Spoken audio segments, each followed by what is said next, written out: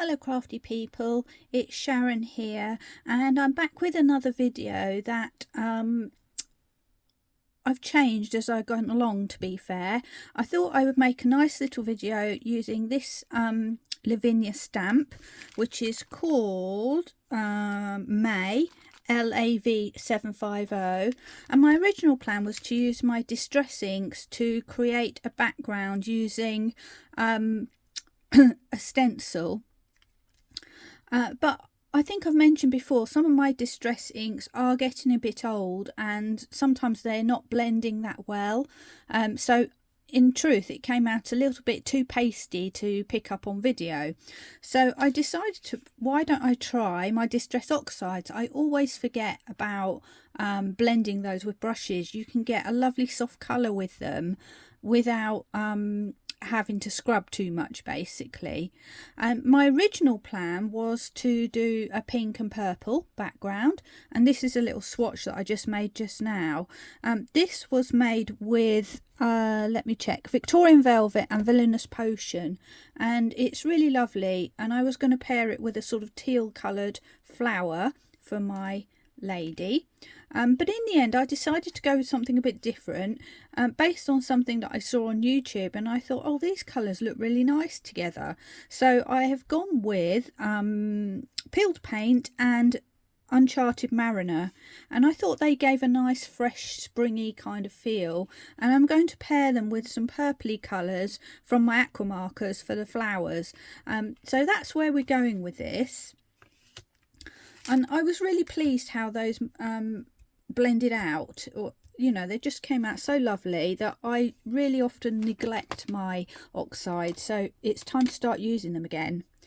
So let's enough preamble, let's get on with the actual card. I'm going to use an oval shaped stencil, which I've got here, and I've got a piece of card made to fit a 5x7 inch card. Now quite often you will find that your card and your stencil, well, your stencil is bigger than your card. So a good tip for lining up your stencil, I think I've mentioned this before, is to place your card in position and then flip over carefully and just draw some pencil guidance lines where you want your actually I've done it on the other side. Whoops. Draw some pencil guidance lines where the edge of your card goes. So now I can actually stick my piece of card in place like this. Just have a little look and see if it's roughly in the middle. And then I can go ahead and stick my card onto my piece of paper, and in this onto my stencil, and in this case I've kind of lined up my oval to go with the top of my stencil, just so that I get it in a nice place for me. And I'm now going to just secure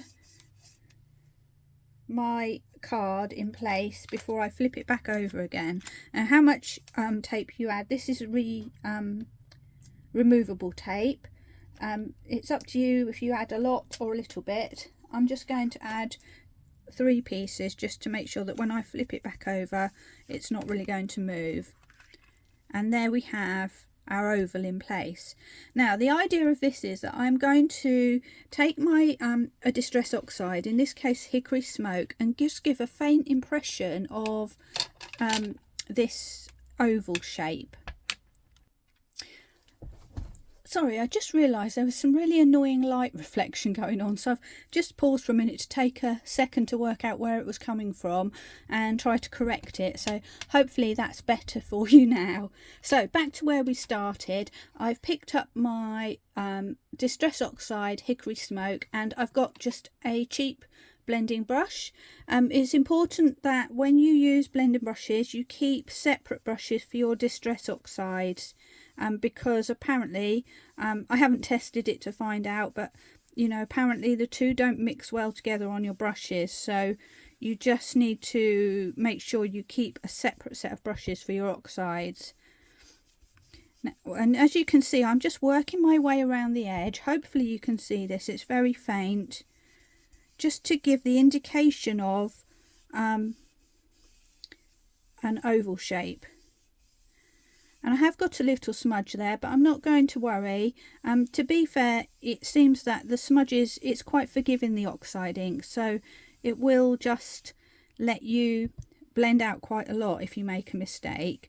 I'm just going to go a bit deeper at the bottom, but I don't want too much of an impression. So let's see what we've got.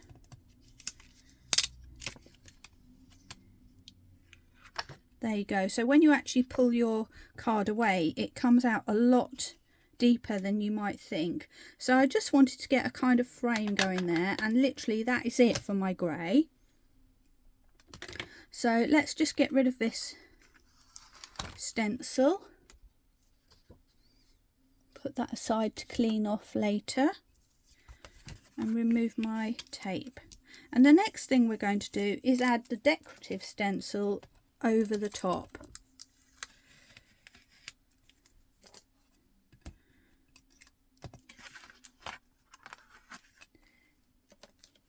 There we go. So I have got a stencil here. This is one of the Lavinia ones, and I'm going to put it so that the leaves are going in a sort of that direction. It's up to you. You can flip it round and having them going that way or this way, but I feel like the flow is going to be left to right on my stencil. And so I think I'm going to start with the green because that's my paler colour. And what my plan is just to add some blobs of green ink here and there.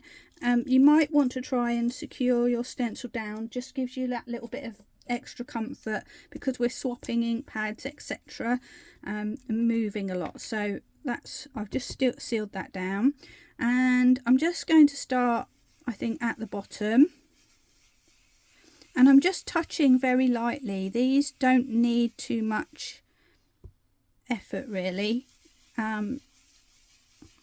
But what I'm hoping to achieve, and I haven't tried this, so this is an experiment for me as well, is that the grey will still show through and give that feeling of a sort of orb, if you like.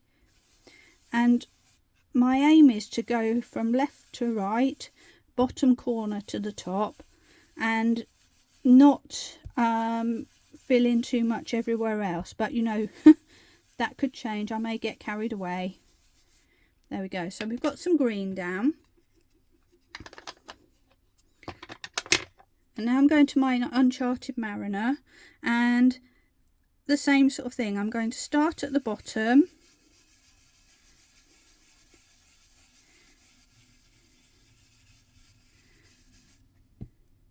And I'm going to fill in some of those gaps.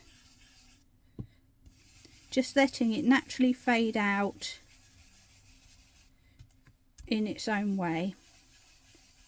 So this is actually quite a relaxing thing to do, and as you can see I have got some splotches, but I'm not going to worry about it. And the green and the blue will naturally mix at certain points, and I think I'm going to just really use my faded colour just to blend out the edges a little bit. I don't want it to end abruptly right where my oval is. Now I'm going to carefully lift this up, just anchor it with one hand to give an idea of what we've got, and I actually think that's coming out quite nicely. The question is, I am going pretty much all the way to the edge, aren't I? But you know, there it is. We do what we do. There we go. Now I feel like the green might need a little bit more of a boost, so I'm going to add that back in just to brighten it up a little bit.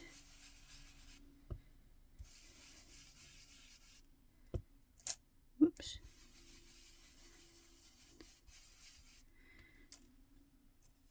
Yeah, I think that looks better. Do I want to do the same with the blue? That is the question. I might just add a little bit. I'm going to just blot away.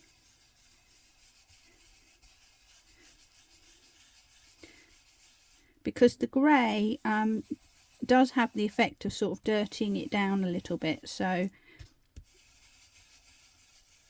I am going to just deepen that a little bit. And then we've got something that's quite intense really, which is quite nice with very minimal effort. So I'm just adding to those edges again, just to bolden that up a little bit. And there we have a nice interesting background. Now what we can also do is just come in around the edges if we wish, very softly.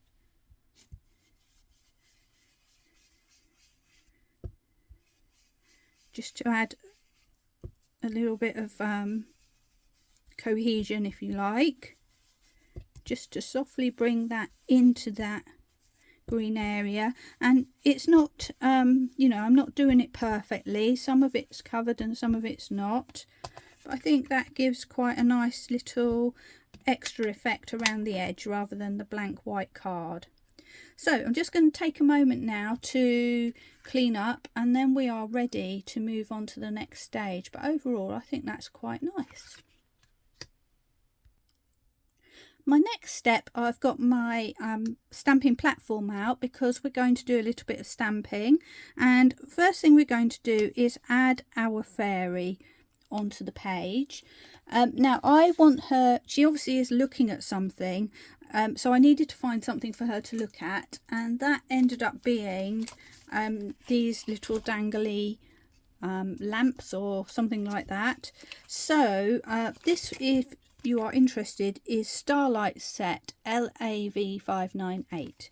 So I'm going to have one of those as well, and just for the moment I'm going to pick one and just put it roughly in place so that it helps me with my positioning.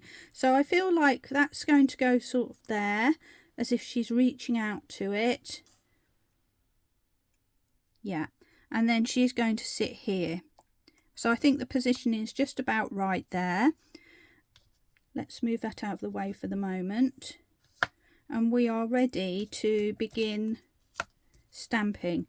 Now again, my VersaFine ink pad is getting a bit old, so it might take me a couple of goes with this, but we'll see how we go.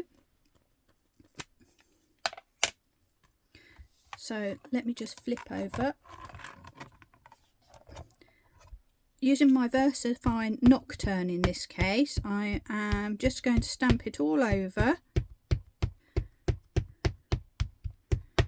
I have managed to make a mess on my platform, but it doesn't matter, it shouldn't make any difference, but I'm just moving it just to be safe. And let's give that a press down and see what we get.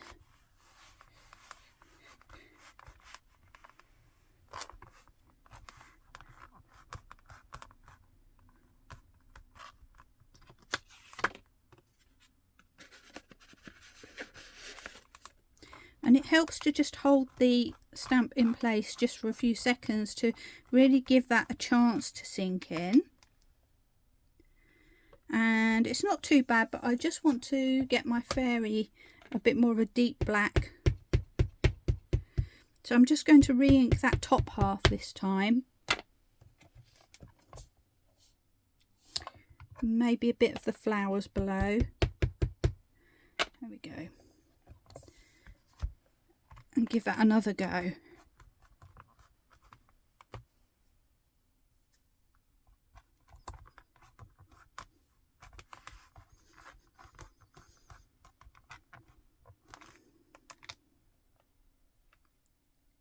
Yep, I like that one much better. So quickly give my stamp a quick clean. It's better if you do it straight away if you're using VersaFine, otherwise it does start to sort of dry in and it will be a much harder job if you leave them till later. So you have to just bear with me while I do that. And then we are ready for our extra little piece.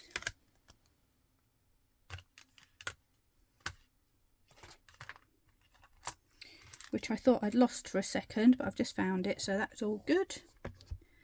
And that's going to go up in the corner here, so I'm just going to move my card down to give me a little bit more breathing space.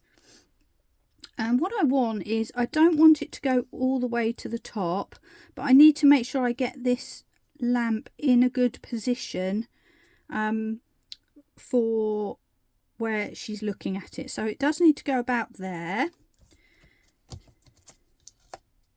Make sure it's hanging straight and that gravity is doing its job. And what I'm going to do is I'm going to stamp it, but not all the way up. So I put my ink on. I'm just going to eyeball it and see. Actually, that would be about right. If I felt like it was coming up too high, I could just rub off a little bit of that ink. But I'm going to doodle around the edges in a moment, so I want this to come up to the line of the doodle, and you'll see what I mean when we do that in a second. So now I'm just going to press down this one.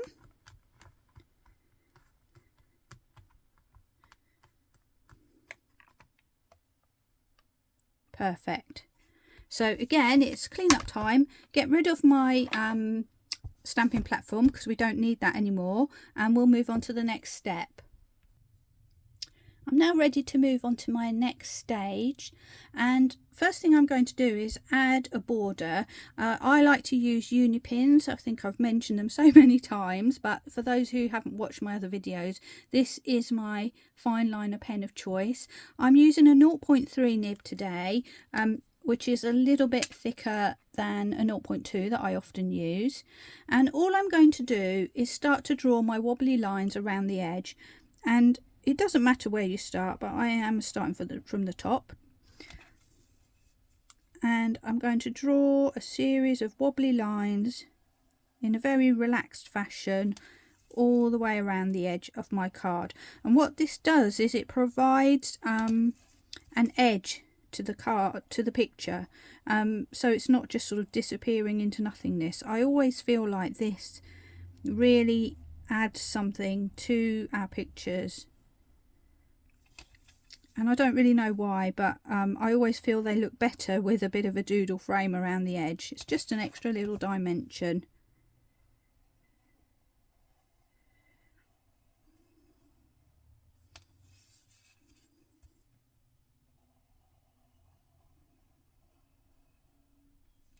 There we go. And now going back to my lamp, you will notice that it doesn't quite go up to the top here. And that's fine, because what I'm going to do is fix that with another pen.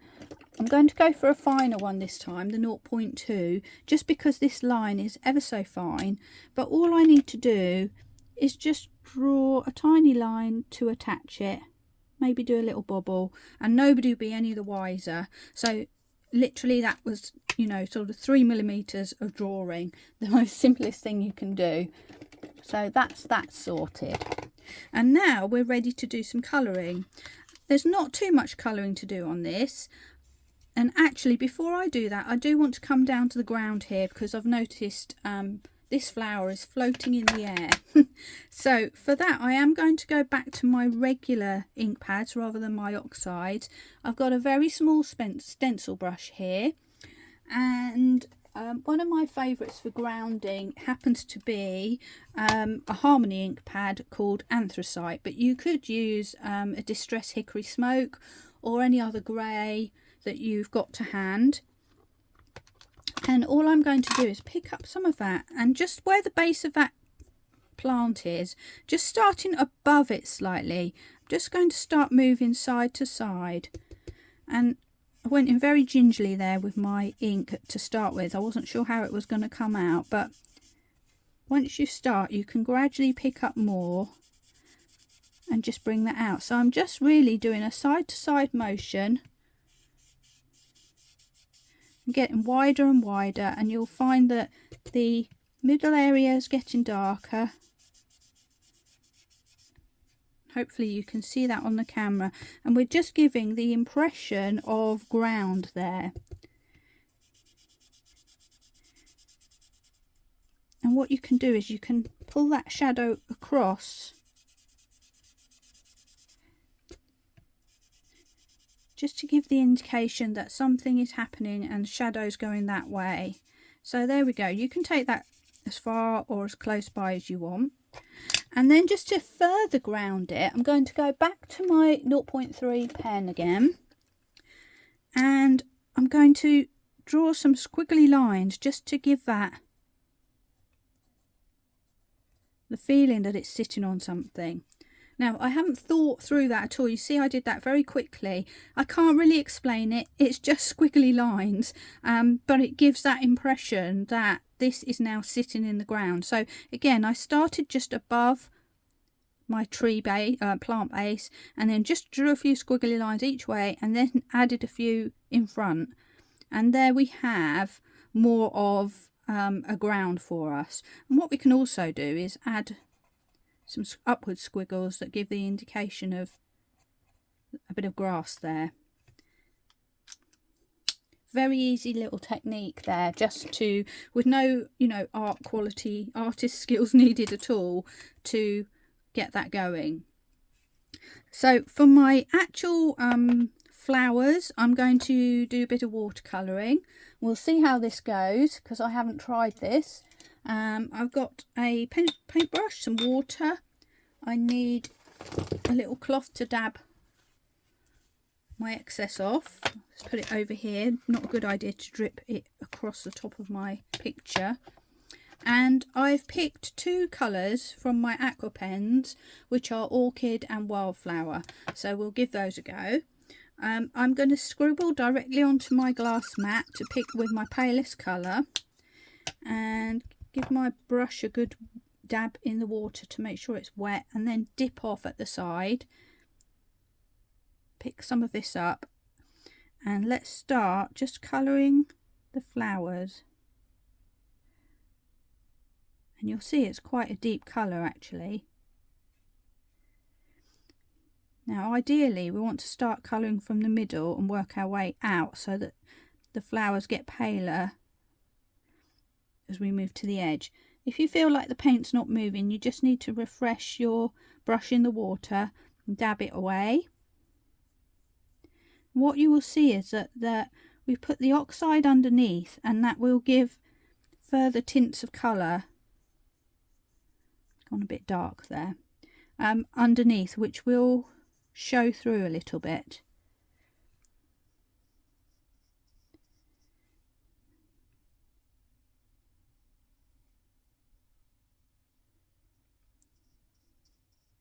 I'm not getting too involved here, I'm just kind of letting it do its thing. And remembering, of course, that you can move your pens, paper around to suit.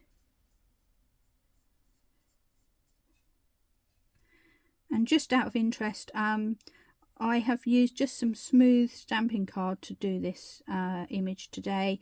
It's not any particular brand, it's just smooth white card.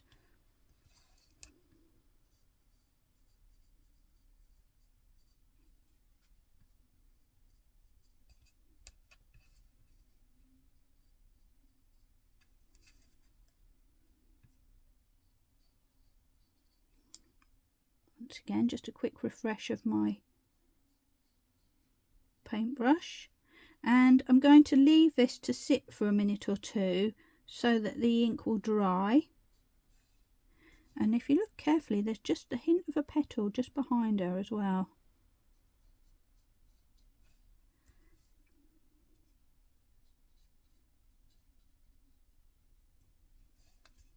There we are. Now I do want to do a little something with this stem here, and I feel like it probably just needs to be some sort of brown. So I'm just quickly grabbing some brown. It's just a random one, it's called Chocolate. Put a bit of that down.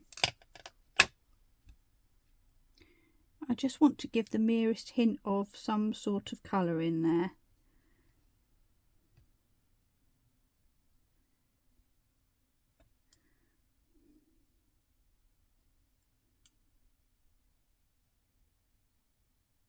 And you just barely need to touch the page for this because it's just the tiniest little line.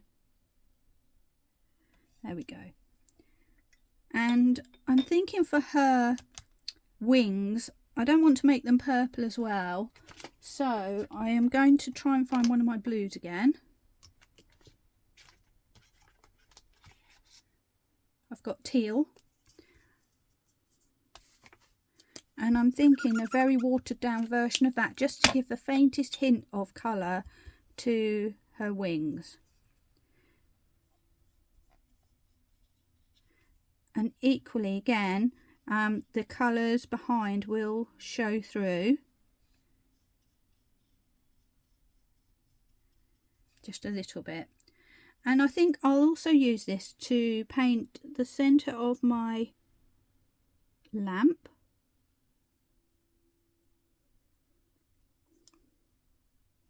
My brush was a bit dry there. And the outer petals of that lamp, shall we say, I'll do with the purple again. So we're carrying on those colours, and I may just bring that in to that blue area. There we go. And I would quite like her wings to be a bit sparkly, so whilst I'm here, I'm just going to use a sparkle pen and add that sparkle.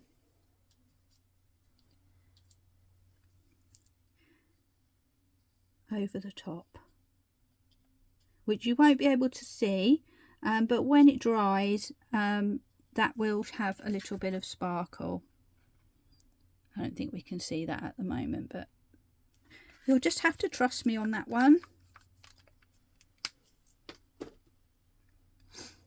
Right, let's see how our petals are progressing. They still feel a little bit damp. I feel like I want to just add some splatter roughly where this lamp is as well, so I'm going to do that. Or not, because it's not splattering. Oops.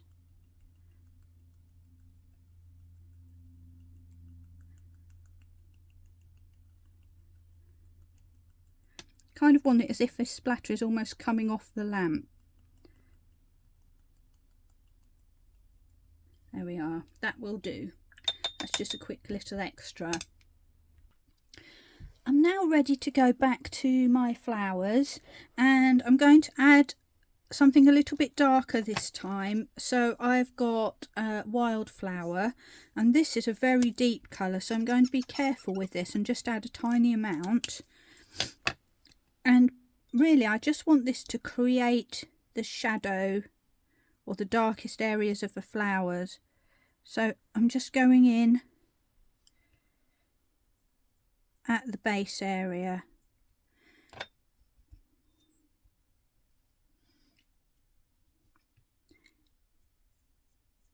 And dragging out.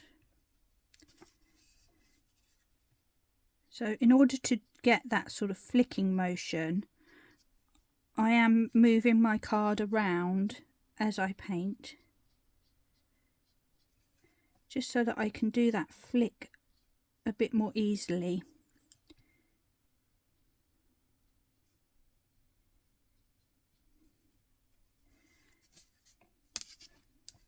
And on smooth card it is a bit harder to do watercolour paint, you know, because it does sort of just sink in. You don't get to move it around quite so much. So it's not going to be quite so perfect as if you've done it on watercolour card, but the payoff is that you've got all this smooth blend around. So it's really up to you what your preferred medium is going to be in terms of card.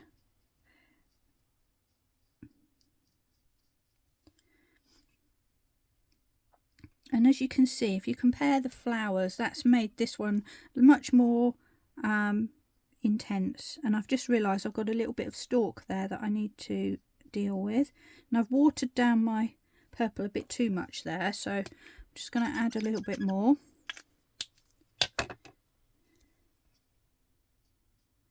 See if we can't get a bit more depth of colour.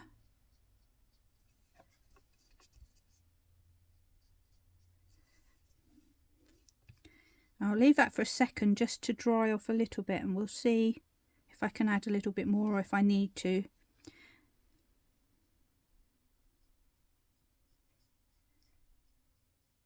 So I'm just flicking from the base and letting it kind of naturally fade away.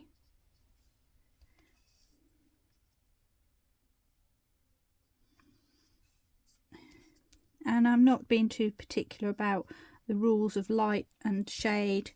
I'm just kind of letting it do its thing really, and just letting it evolve. There we go. And having done that, we may just want to come and revisit with that paler colour and just go back the other way just to intensify some of those areas.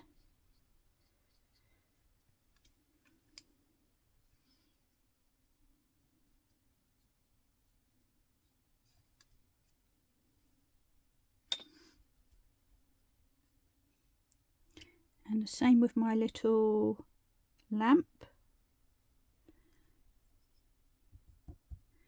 I'm going to go in and add some extra. I wasn't going to, but I've just changed my mind. There we go. Now I need to just come back and get these this little bit of stalk, and maybe I might just add a little bit extra anyway. And then we're nearly finished. So you'll be able to do this card much quicker than me, because you'll be just doing it and not talking about it.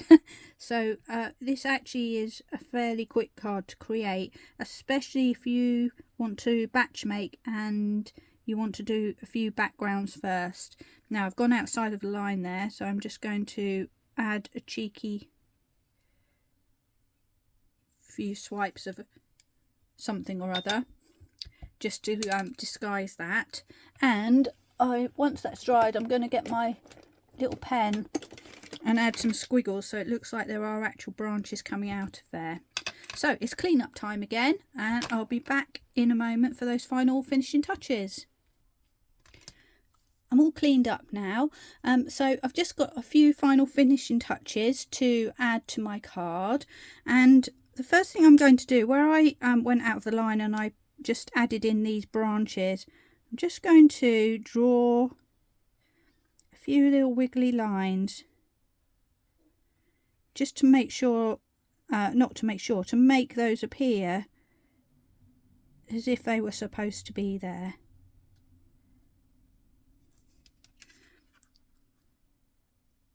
And again, no great artistry involved. I'm just using my doodling technique of adding some wiggly lines roughly where those flicks of paint were, and hopefully that's added to that stamp to make it look like they were meant to be there all the time. So promise me you won't tell anyone. We'll keep it our little secret, okay? But that's a great way to just correct anything if you can't live with the idea of your paint going out of the line.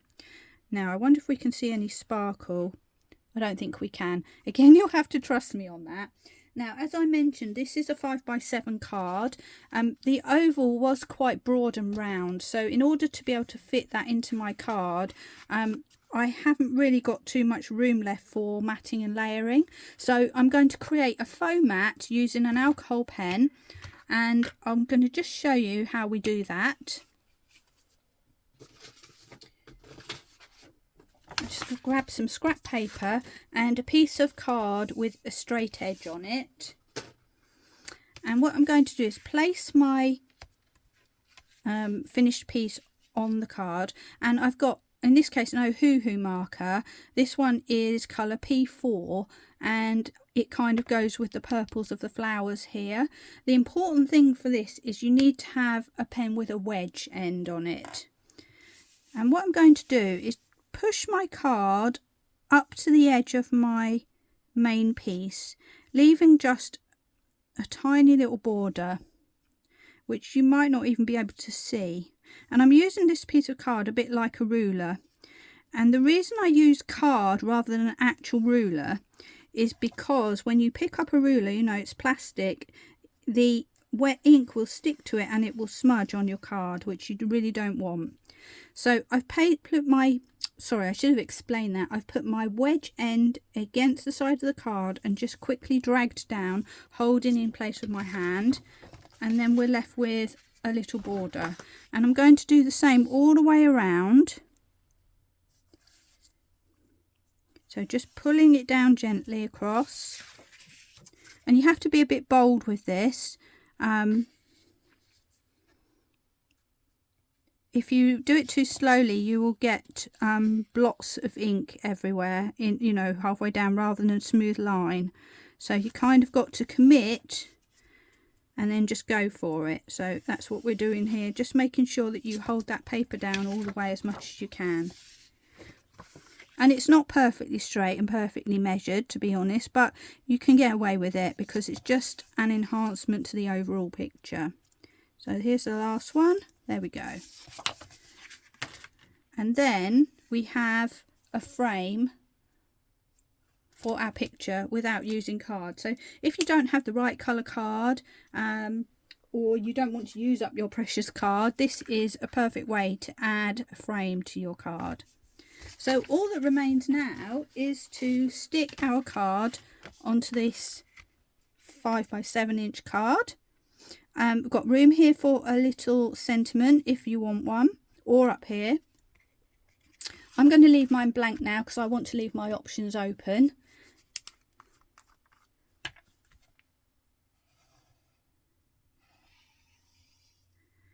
So it's just a case of sticking it down. You can use double-sided tape or you can use glue, as I'm doing. I use glue because it just gives me a bit more wiggle room. I'm not very good at sticking things down straight first time, so I like to have a little bit of time to wobble it about and just try and get it roughly in place. There we go. So I'll just go and grab a backing mat so you can see this without all this mess around you, and then we're done for the day. And there we go, the finished piece, made with a couple of Distress Oxides, a couple of aqua pens and stamps of your choice. So there's been a few techniques in there which I hope you found useful. If you like what you see and you want to see more, I'd love if you come and subscribe to me. I'm trying to build up a subscriber base so that there's lots of free tuition. So please feel free to watch, share with your friends, and pass this video around if you think it will be helpful. But meanwhile, I hope you have fun with your crafting, and I really look forward to seeing you again soon. Bye!